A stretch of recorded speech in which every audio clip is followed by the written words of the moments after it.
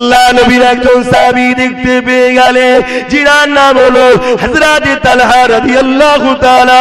তিনি যখনই দেখতে পেয়ে গেলেন আমার নবী পাকের হাতে ঢালও নাই, কিছুই নাই, নবী পাকের দিকে জালিম তীর নিক্ষেপ করতে লেগেছে। হযরত তালহা ছুটে গিয়ে এ যুবকেরা, তরুণেরা, বাবেরা, আমার নবী পাকের সামনে গিয়ে দাঁড়িয়ে গেল। যে তীরটা আমার নবী পাকের সিনায় লাগার কথা ছিল, ওই তীরটা হযরত তালহা লেগে গেল। আবার তীর নিক্ষেপ করে জালিমরা এসে ঘিরে ফেললো, চতুর্দিক দিয়ে তীর মারছে, সাহাবী চতুর্দিকে ঘুরতে লেগেছে। যে তীরগুলো আমার নবীকে লাগার কথা হযরত তালহা নিজের শরীরে লাগিয়েছে, ৭৯ থেকে ৮০ খানা তীর আল্লাহ নবীকে লাগার কথা ছিল। এই সাহাবী নিজেকে রাসূলুল্লাহর জন্য ঢাল বানিয়ে দিয়েছে। অন্য সাহাবারা এসে ওই জালিমদেরকে হাঁটিয়ে দিয়ে আল্লাহ নবীকে জিজ্ঞাসা করতে লেগেছে, ইয়া রাসূল হাবিবাল্লাহ, আপনি কেমন আছেন? আল্লাহ নবী বলেছিল, এ আমার সাহাবারা, আমি রাসূলুল্লাহ ঠিক আছি। আমার প্রেমিক তালহাকে দেখো গো, যে তীরগুলো আমায় লাগার কথা ছিল সে নিজের সিনাতে লাগিয়ে দিয়েছে। আল্লাহ নবীর সাহাবারা গিয়ে বলতে লাগলো, ও হযরত তালহা, আপনি কেমন আছেন? হযরত তালহা বলতে লেগেছে, একটা দুঃখের খবর, একটা খুশির খবর। দুঃখের খবর কি? আল্লাহ আমাকে একটা জান দিয়েছে, ওই জানটা নবীর জন্য দিয়ে দিলা। আল্লাহ যদি ১০০টা জান দিত, আমি ১০০টা জান আমি নবীর জন্য দিয়ে দিতাম। আমার নবীর সাহাবারা, আর খুশির সংবাদ হলো এটা, রাসূলুল্লাহর জন্য জান কুরবান করাতে আমার জান এখনো বেরোয়নি। আল্লাহ আমাকে আমার জান্নাতটা দেখাচ্ছে। আরো জোরে বলুন সুবহান। এ যুবক, মরবে না, সারা জীবন থাকবে গো। বাপেরা, নওজোয়ান তরুণেরা, কেন আমি এ কথা বলছি? আহারে, আমার নবী পাকের দ্বীন ইসলামটা বড় কষ্ট করে এসেছে, ওই ইসলামকে মিটিয়ে দিবার জন্য যুগে যুগে এ নওজোয়ানেরা, ইসলামের দুশমনেরা সজা চরচরা চালাতে লেগেছে। আল্লাহ নবী, নূহ নবী, দয়া নবী, ইনসাফ ইনসানিয়াত নাই, মানবতা, গরিবের কথা বলেছিল। এই জন্য আবু জেহেল, উতবা, সাইবা আমার নবী পাকের জানের দুশমন হয়ে গেল। একটা দিন এমন এসে গেল, আমার নবী পাককে ৪০ জন মিলে ঘিরে ফেলেছে। আমার নবী পাক ঘরের মধ্যে রয়েছে। এ যুবকেরা, তরুণেরা, আল্লাহ নবী হযরত আলীকে ডাক দিল, ও হযরত আলী, এদিকে আসেন, এদিকে আসেন। আল্লাহ পাকের হুকুম হয়ে গেছে, আমি আজকে রাত্রে হিজরত করে ইয়াসরিব মদিনাতে চলে যাব। এই মালগুলো তুমি অমুকের মাল, অমুকের মাল, অমুকের মাল দিয়ে আসবে। আর সকালে উঠে আমি রাসূলুল্লাহ আমার ইয়াসরিব মদিনার জমিনে চলে আসবে। এ যুবকেরা, তরুণীরা, বাপেরা, আল্লাহ নবী সাহাবাদেরকে কেমন মানা মেনেছিল, আল্লাহ নবী সাহাবাদিগকে কেমন বিশ্বাস করেছিল। আজ আমরা মুসলমান দাবি করি, নবীর উম্মত দাবি করি, আমরা নবী পাককে কেমন ভাবে মানছি দেখো। আল্লাহ নবী কি বলল, আলী রে, আমার হুজরার মধ্যে তুমি শোবে, আমার চাদরটাকে তুমি গায়ে দিয়ে শোবে, এবং আমি রাসূলুল্লাহ সকালে তুমি যখন উঠবে, এই মালটা অমুক জন দিয়েছে, এই মালটা আমার কাছে অমুক জন রেখেছে। অর্থাৎ মক্কা যারা জালিম ছিল, আমার নবীর কাছেই তারা তাদের মালপত্র জিম্মেদার আমানতে রাখতো। তখন তো ব্যাংক ছিল না, কার কাছে রাখবে? আবু জেহেল যদি উতবার কাছে মাল রাখে, উতবা ২ নম্বর ঝেড়ে দেবে। উতবার কাছে যদি সাইবার মাল রাখে, ও ঝেড়ে দেবে। এই জন্য আমার নবীকেই বিশ্বাস করে তারা রাখছে যে মুহাম্মদ সাল্লাল্লাহু আলাইহি ওয়াসাল্লাম কখনো আমানত খেয়ানত। আর সেই নবীর উম্মত, নবী আমাদেরকে ইসলাম আমানত দিয়েছে, সেই ইসলামের আমানতের খেয়ানত করছি তো আমরা।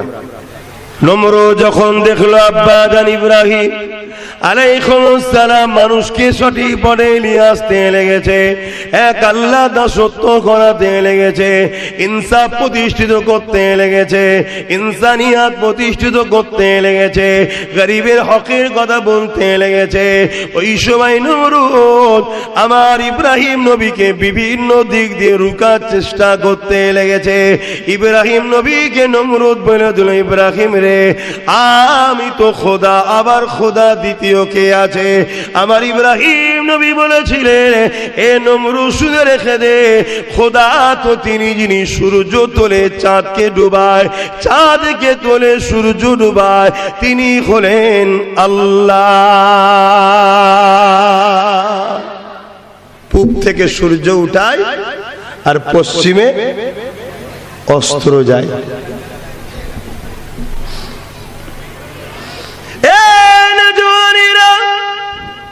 তার আগে হযরত ইব্রাহিম আলাইহিস সালাম বললেন, আল্লাহ তো তিনি যিনি জিন্দাকে মরা বানাতে পারে, মরাকে জিন্দা বানাতে পারে, তিনি তো আল্লাহ।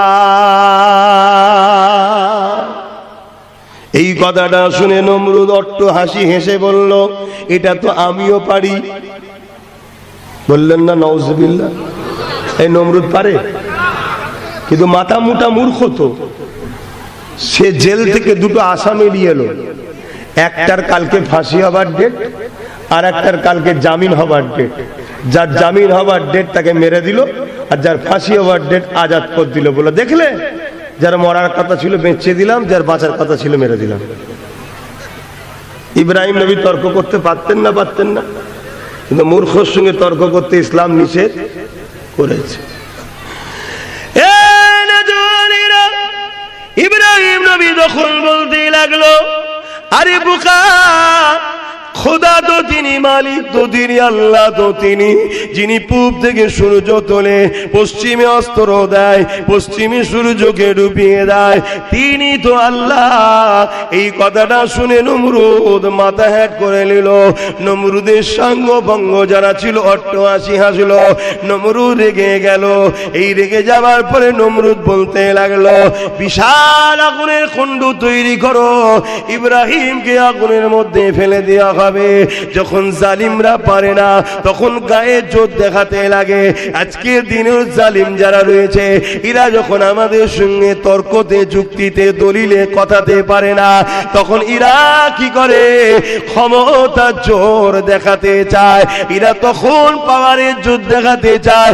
ওই পাহাড়ের জোর দেখিয়ে দিয়ে নিরীহ মানুষগুলোর উপরে জুলুম করে, তাদেরকে হুমকি দেয়, চুমকি দেয়, পুলিশের ভয় দেখায়, মার্ডারের ভয় দেখায়। যুবকেরা, তরুণেরা, এটা তো নমরুদের খসল। ইব্রাহিম নবী চুপ করে দাঁড়িয়ে রইল। নমরুদ বিশাল আগুন তৈরি করে ফেলল। ওই আগুন তৈরি করে ওই আগুনটা জ্বালিয়ে দেওয়া হলো। আব্বাজান ইব্রাহিম আলাইহিস সালামকে ফেলা হবে, কিন্তু আগুনটা এত তীব্র ভাবে ধরেছে, এই আগুনের কাছে যাবার মতো কারো ক্ষমতা ছিল না। ইব্রাহিম নবীকে আগুনে ফেলা হবে কি করে? তাই কপিকল করে দূর থেকে ছুঁড়ে ফেলে দিবার জন্য তার ব্যবস্থা করা হলো। ওই সময় হযরত জিবরাইল আলাইহিস সালাম চলে এলেন, ওই কপিকলকে ধরে ফেললে, ধরে ফেলে বলতে লাগলেন, ইব্রাহিম রে, আপনি কি জানেন নমরুদ আপনাকে আগুনে ফেলতে লেগেছে?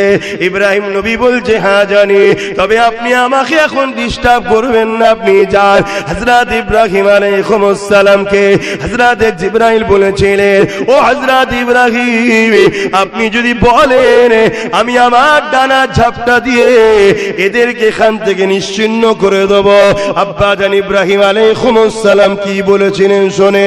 বাপের বেটা দাবি করলে শুধু হয় না, আমার তোমার আব্বা কি বলেছিলেন?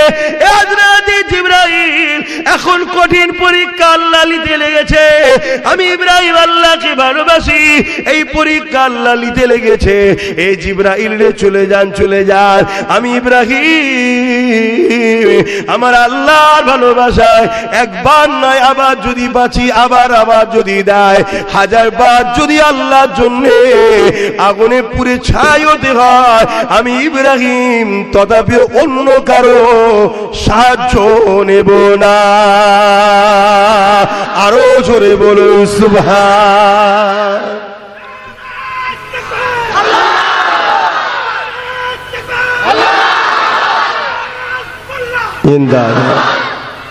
কি শিক্ষা দিচ্ছে বাপ?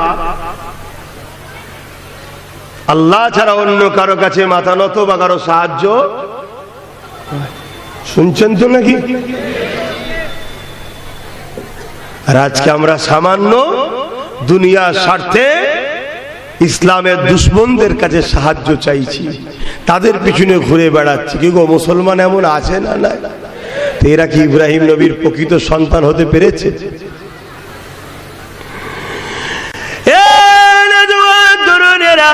আল্লাহ খুশি হয়ে গেলেন।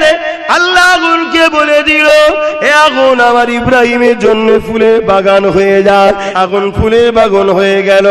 ইব্রাহিম নবী যখনই পড়ল, ওই ফুলের বাগানের মধ্যে ইব্রাহিম নবী খুঁজতে লাগলো। ইব্রাহিম নবীকে আল্লাহ ওখানে রেজেক দিতে লাগলো। কয়েকদিন যাবার পর ওই আগুনগুলো যখন বন্ধ করে দেওয়া হয়, ওই সময় দেখা যায় ইব্রাহিম আলাইহিস সালামের একটা পশম পর্যন্ত আগুনে পুরাতে পারে না। এই দেখে হাজার হাজার মানুষ নমরুদের ভয় ছেড়ে দিয়ে ইব্রাহিম নবীর কদমে এসে ইমানের কালেমা পড়ে নিল। জোরে বলুন সুবহানাল্লাহ। তাহলে ইসলামের উপরে আর ইসলামের মান্যওয়ালা নবীদের উপরে জুলুম যুগে যুগে হয়েছে না হয়নি? তাহলে আমাদের উপরে হবে না হবে না? কথা বলছে না তো? আমাদের উপরেও হবে।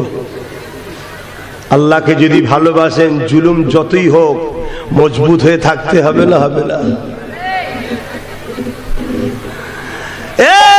জওয়ান তরুণেরা, যুগে যুগে যুগে ইসলামকে মিটাতে চেয়েছে যারা, আমার আল্লাহ তাদেরকে মিটিয়ে দিয়েছে। নমরুদও মিটাতে চেয়েছিল, আমার আল্লাহর সঙ্গে যুদ্ধ করবে বলেছিল।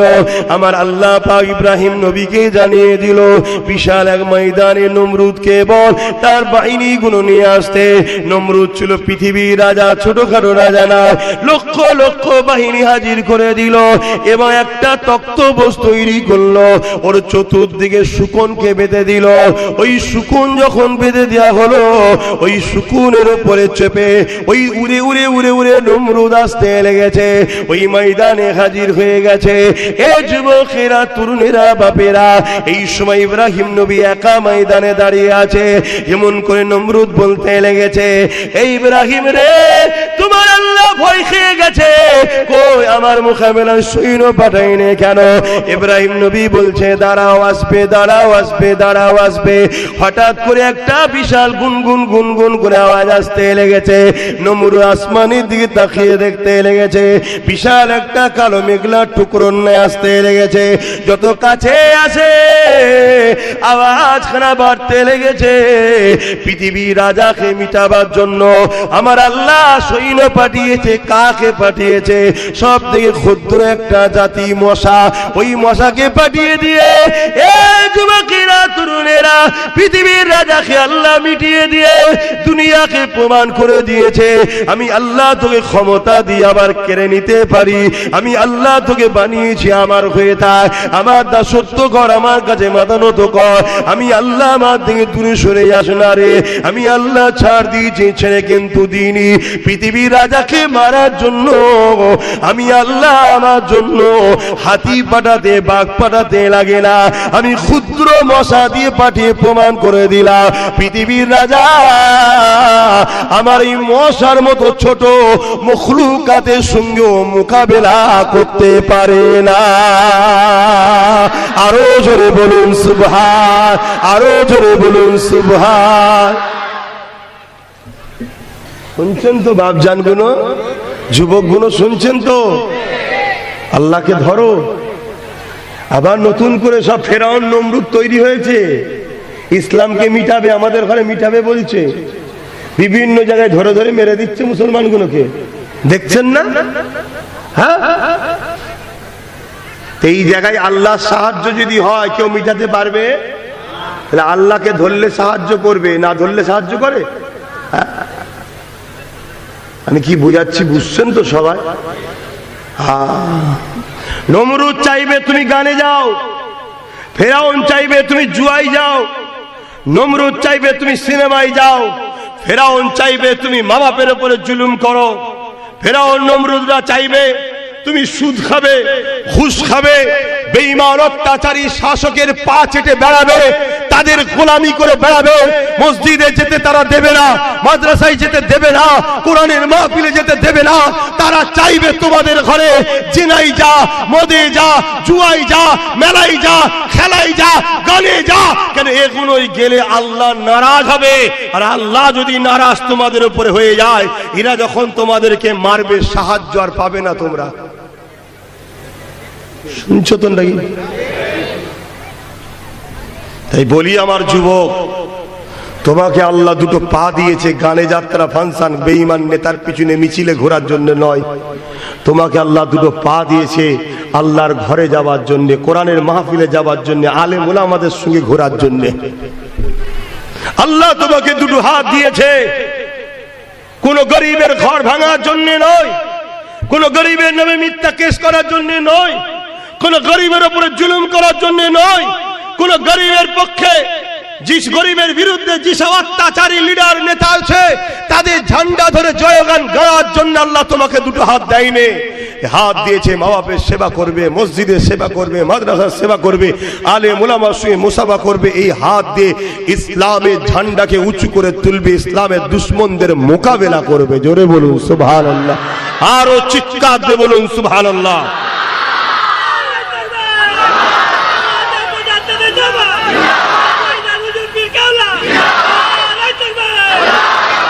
আমার খুব মন দিয়ে বোঝেন, আল্লাহ ছাড় দিয়েছে, ছেড়ে দেয়নি। পাপ যখন মাথায় উঠে যাবে না তখন আল্লাহর পক্ষ থেকে আযাব আসবে। তোমার গ্রামে গরিব খেতে পায়নি আর গরিবকে যে লোটে তার পিছনে তুমি দল করছো, তুমি মুসলমান দাবি করো। তোমার গ্রামের এতিমের উপরে জুলুম হয়, এতিমকে যে লোটে তাকে তুমি দাদা বলো। তোমার গ্রামের মসজিদ মাদ্রাসাকে যারা ধ্বংস করতে চাইছে তুমি তার পিছনে হই হই করছো, তুমি বলছো মুসলমান। এটা মুনাফিক বলা হয়। শুনছেন তো নাকি? খুব সাবধান হন। আখরি জামানা, চারিদিক দিয়ে আমাদেরকে মিটাবার প্ল্যান চলছে। তার মধ্যে দুটো বড় ভয়ানক, একটা হলো জালিম অত্যাচারী শাসক, দ্বিতীয় হলো ধর্মের নামে ভণ্ড যারা। শুনছেন তো নাকি? এই দুটো হলো সব থেকে ভয়ঙ্কর। আজকে যদি এই উম্মতে মুহাম্মাদীর এই দুর্দশার পিছনে যদি সব থেকে বেশি কাউকে দোষী করা হয়, আমি ওপেন চ্যালেঞ্জ দিয়ে বলছি তথাকথিত একদল আলেম উলামা মুনাফিক দাবিদারদের জন্য আমার কম আজকে ধ্বংসের মধ্যে পড়েছে। শুনছেন না শোনেন না? যাদের কাজ হলো আমাদের ভেতর থেকে নবীর প্রেম ও আদবটাকে বার করে সিনার পাওয়ারকে নষ্ট করে দিচ্ছে। শুনছেন তো নাকি? কিন্তু আল্লাহ পাক এই ইসলামকে তিনি হিফাজত করেছেন, আজও করছেন, আগামীতেও করবেন। ইসলাম ততদিন পর্যন্ত থাকবে যতদিন আল্লাহ কিয়ামত না ঘোষণা করবে। জোরে বলুন সুবহানাল্লাহ। তারপরে ইসলামকে আল্লাহ তুলে নেবে, তার মানে ইসলামের অনুসারীকে আল্লাহ উঠিয়ে নেবে। বাপেরা, নওজোয়ান তরুণেরা এইভাবে যুগে যুগে যুগে ইসলামের বিরুদ্ধে, কোরআনের বিরুদ্ধে, আল্লাহর বিরুদ্ধে, এমন করে নবী আলাইহিস সালামের বিরুদ্ধে জালিম অত্যাচারীরা শাসকেরা লেগেছিল।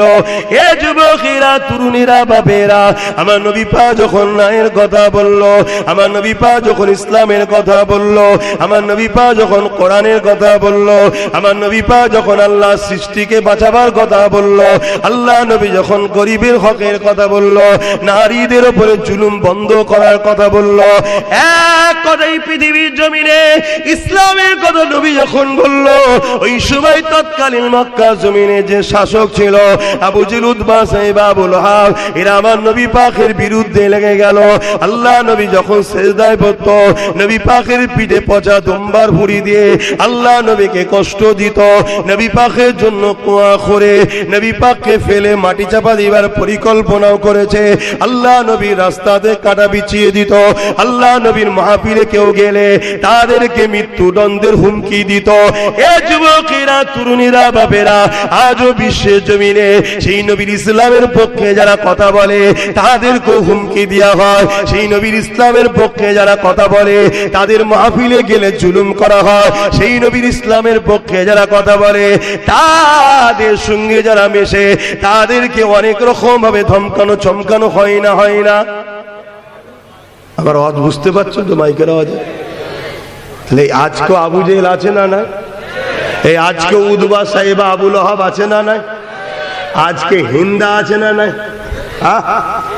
মহিলা সন্ত্রাস আছে না নাই? হ্যাঁ, এটাও আছে। তারা আজকে চমকাচ্ছে, ধমকাচ্ছে। যারা হকের পক্ষে কথা বলে, গরিবের পক্ষে কথা বলে, ইনসাফের পক্ষে কথা বলে, ইনসানিয়াতের পক্ষে কথা বলে, তাদেরকেও চমকানো হচ্ছে নয়। হাজার দিক দিয়ে রুখার চেষ্টা হচ্ছে, হাজার দিক দিয়ে যে কোনো ভাবে তাদেরকে ইসলাম থেকে রুখার চেষ্টা করছে।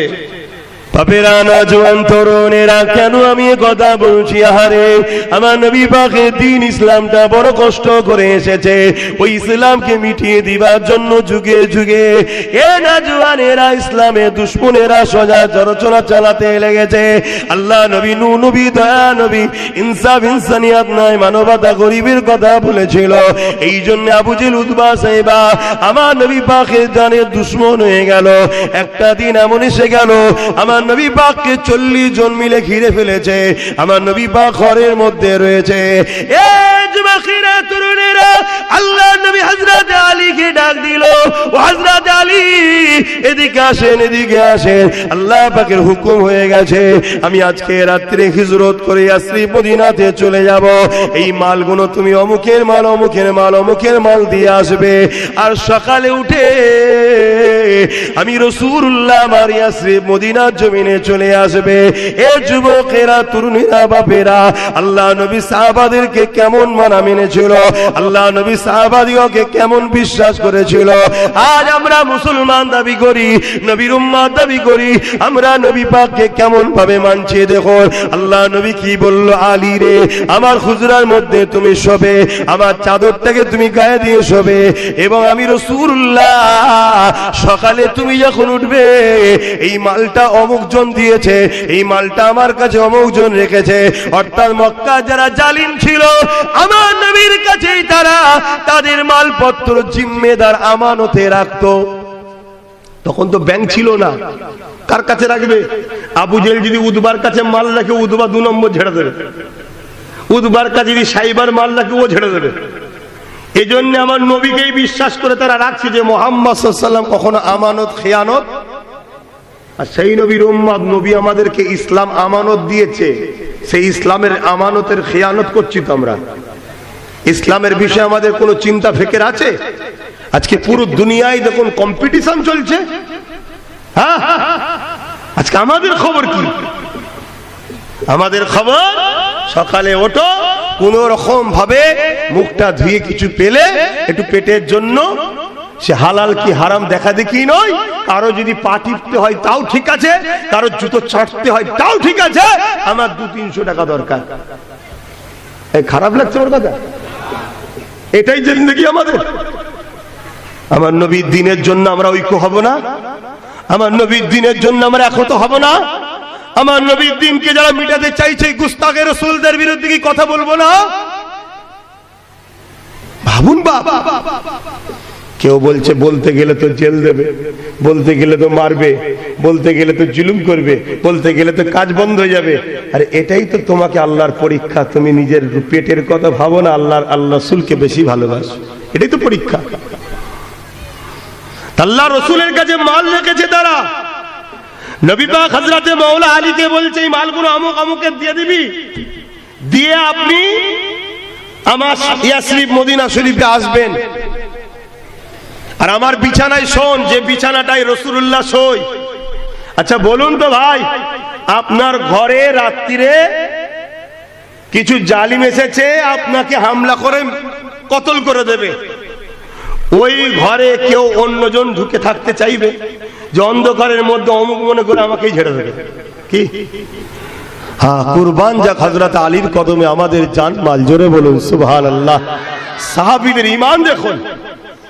আল্লাহ নবীর সাহাবী হযরত আলী শহীদ বিছানার উপরে শুয়ে পড়লেন, চাদরটা আবার পুরো মুড়ি দিয়ে, পুরো চাদর মুড়ি দিয়ে। আল্লাহ নবী চলে গেলেন। ওমা রামাইতা ইয রামাইতা ওয়ালাকিন্নাল্লাহ রামা। নবী আমার বালি তুললেন, বালিটা নিক্ষেপ করলেন, জালিমদের চোখে পড়ল, তারা দেখতে পেল না। আল্লাহ নবী চলে যেতে লাগলেন। অনেক বড় কথা, পরের দিন সকাল হয়ে গেল। হযরতে আলী রাদিয়াল্লাহু তাআলা যার যার মাল তার কাছে দিয়ে আল্লাহ নবীর মদিনা শরীফের দিকে ফিরে আসতে লেগেছে। সাহাবা হুজুররা বলতে লেগেছে, আমরা বড় চিন্তিত ছিলাম, আমাদের ভাইকে না জালিমরা কতল করে দেয়। হযরতে আলীকে দেখে সাহাবা হুজুররা খুশি হয়ে গেলেন, আগিয়ে এসে গলায় গলায় মিলতে লেগেছে, ভাই কাল রাত্রিটা আপনার কেমন কেটেছে? হযরতে আলী বলে, আমার নবী সাহাবারা, গতকালকে আমি নিশ্চিন্তায় ঘুমিয়েছিলাম, জ্ঞান হওয়ার পর থেকে আমি আলী ওই রকম নিশ্চিন্তা কোনোদিন ঘুমাই না।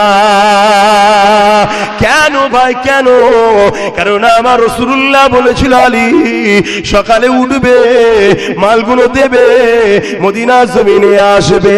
আমি আলী বুঝে নিয়েছি অন্যদিন আমার মৃত্যু রয়েছে, মদিনায় যাওয়ার আগ পর্যন্ত আমি আলীর মৃত্যু না। যদি মদিনায় যাওয়ার আগ পর্যন্ত আমার মৃত্যু থাকতো, আল্লাহ নবী তাহলে বলতো না, আলী রে সকালে উঠবে, মালগুলো দেবে, মদিনায় আসবে। এ আমার নবী সাহাবারা, আমি আলী বুঝে নিয়েছি মদিনায় যাওয়া পর্যন্ত আলীর মৃত্যু না।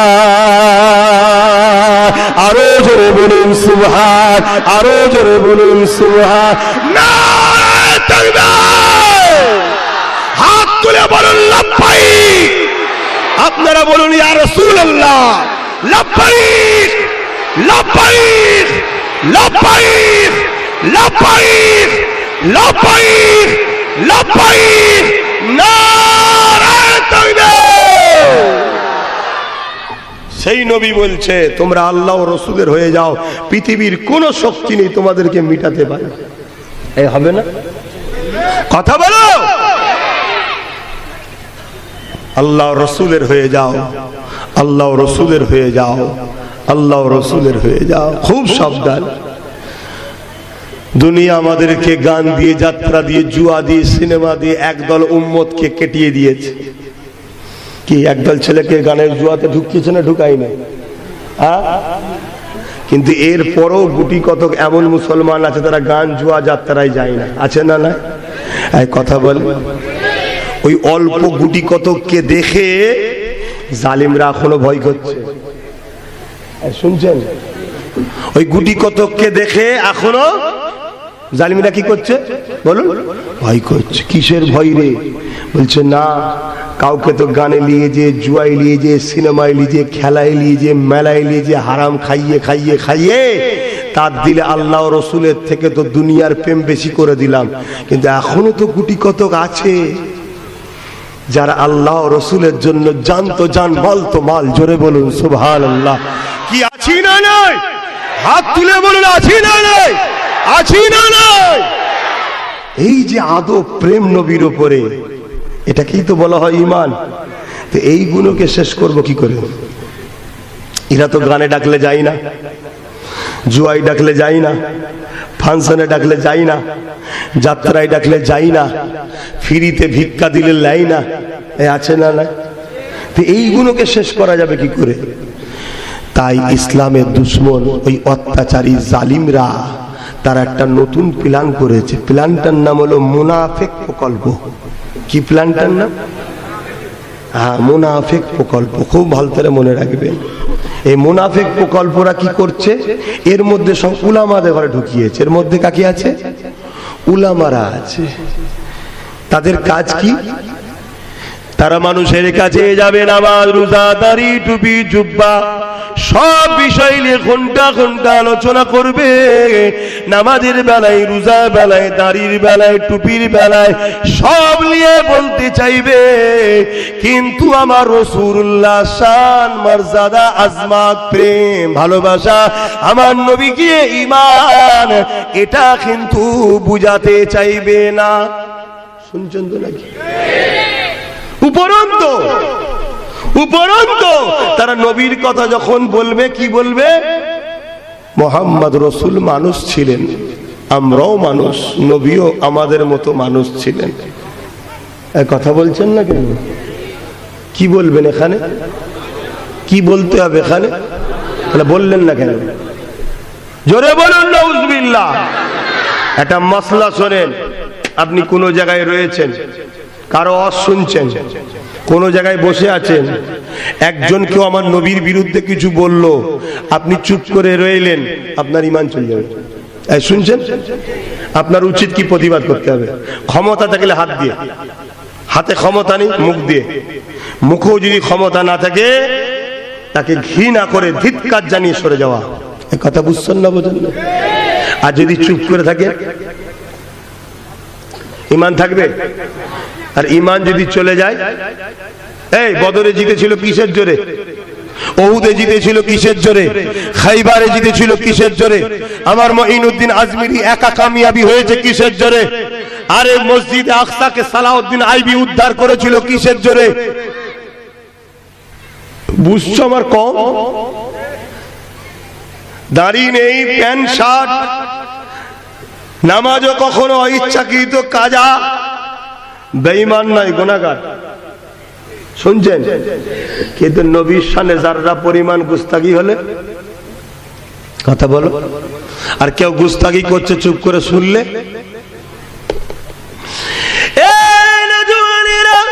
এই মাসে আমার নবী বা মেরাজে গিয়েছিলেন, এই মাসে আল্লাহ তিনার বন্ধুকে দাওয়াত দিয়েছিলেন। আমার নবী পাক যখন মেরাজে যাবে, আল্লাহ পাক জিবরাইলকে নিয়ে চলে আসলেন, জিবরাইলকে পাঠিয়ে দিলেন, জিবরাইল বুরাক নিয়ে চলে আসলো। আমার নবী পাক উম্মে হানির ঘরে রয়েছে, আল্লাহ নবীর কাছে জিবরাইল চলে এলেন, বুরাক রয়েছে, আরো ফেরেশতারা রয়েছে, আমার নবী পাককে ইস্তেকবাল দিয়ে নিয়ে যাবে। এই যুবকের হযরতে জিবরাইল এসে এমন সময় দেখতে লেগেছে আল্লাহ নবী ঘুমিয়ে রয়েছে। হযরতে জিবরাইল বলতে লাগলে, ও রাব্বি আল্লাহ, আপনার হাবিব ঘুমাতে লেগেছে, আমি জিবরাইল আপনার হাবিবকে কিভাবে তুলব আল্লাহ? এ যুবকেরা, তরুণেরা ভেবে চিন্তে দেখো একবার। জিবরাইল বলছে, আল্লাহ আপনার হাবিবকে কিভাবে তুলব? কেউ ঘুমলে তাকে তো ডেকে তুলতে হয়, কেউ ঘুমলে তার গায়ে হালকা লাড়া দিয়ে তুলতে হয়, কিন্তু জিবরাইল কি বলতে লেগেছে, আল্লাহ পাক আপনার হাবিবকে কেমন করে তুলব? কেন জিবরাইল জানে এটা অন্য কেউ ঘুমায় না, এটা আল্লাহর বন্ধু ঘুমাচ্ছে। ইনার টাকারও একটা আদব আছে, ওই আদবের বিখিলাফ যদি হয়ে যায় আমি জিবরাইল ধ্বংস হয়ে যাব। জিবরাইল যদি নবীর ডাকার বিষয়টাও চিন্তা করে, এ যুবক তোমাকে আমাকে রাসূলুল্লাহর ব্যাপারে কথা বলতে গেলে ভেবে বুঝে বলা দরকার আছে না নাই? আজ কিছু জাহান্নামের কুকুর আছে, বক্তা আছে যে জালিমদের অর্থ নিয়ে শাসকের দালালি করে বেড়ায়, যারা আমার নবীকে ভিখারির বাচ্চা বলে, রাখাল বলে, আমাদের মতো মানুষ বলে, মরে গেছে বলে, শাফাআত করতে পারবে না বলে। মনে রাখবেন এগুলো হলো জাহান্নামের কুত্তা। এরা দ্বীন ইসলাম শিখে নবীর ওয়ারিস দাবি করে, নবীর বিরোধী করে, দুনিয়ার জালিম শাসকদের টাকায় আমাদেরকে বেঈমান বানাবার জন্য এরা কন্ট্যাক্ট নিয়েছে। এদের থেকে নিজেকে দূরে রাখো, নাই মনে রাখবে ঈমান যদি চলে যায়, যত কোটি সংখ্যা হও না কেন, আল্লাহ সাহায্য পাবে না, তুমি আমি তাহলে বরবাদ হয়ে যাব। আর নবীর প্রেম আদব ঈমান যদি থাকে, এ যুবকেরা মনে রাখবে, এ নওজওয়ানেরা, এক মঈনুদ্দিন আজমিরিকে যেমন আল্লাহ সাহায্য করেছে, আমরা সেই আজমিরি হুজুরের কোটি কোটি ভালোবাসার বান্দা ও মুরিদ মুরিদনি রয়েছি, কোটি কোটি ভালোবাসার অনুসারী রয়েছি। অবশ্যই আমার আল্লাহ তিনি শাইউন কাদির, তিনি আজও আমাদেরকে সাহায্য করছে। আরো জোরে বলুন সুবহান আল্লাহ।